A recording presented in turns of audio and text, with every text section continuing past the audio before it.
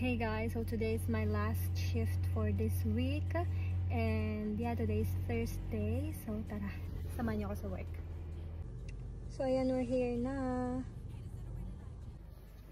So yun nga, 2 minutes lang yung drive ko from bahay to work and nandito na tayo. Suot ko lang yung sapatos ko.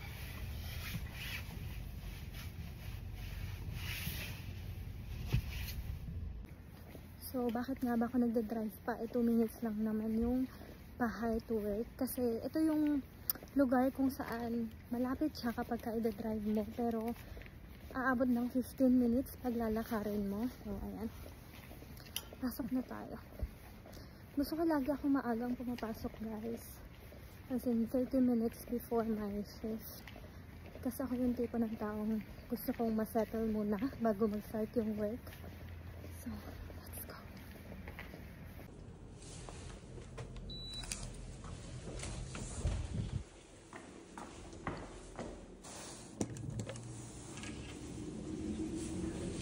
yan.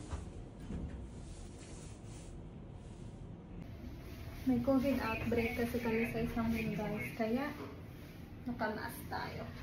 Ngayon dito sa loob, pero naka-jacket lang ako kasi hindi ko kaya yung lamig sa labas. Ngayon ako sa lamig. Ayan, guys.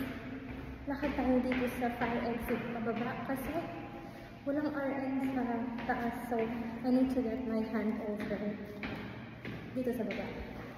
If he should do PCR on him, because the red test came back negative. That's what he said. That is done with the hand over. 11 na. So, tingnan nyo, 30 minutes yun.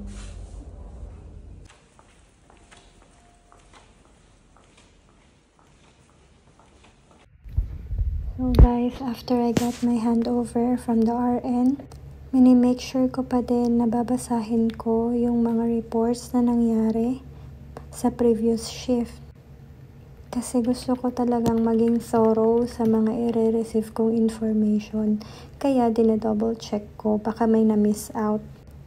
So, ginagawa ko to guys at the beginning of my shift para kapag pumunta ko sa care staff, alam ko kung ano yung updates and kung ano yung mga i-delegate ko na work sa kanila. And kung ano din yung mga kailangan kong i-follow up na mga residente. So, ganito na yung naging routine ko guys, araw-araw kapag pumapasok ako. So, ayun lang guys, ganito lang nagsa-start yung aking shift. So, I've been doing this for almost 5 months na.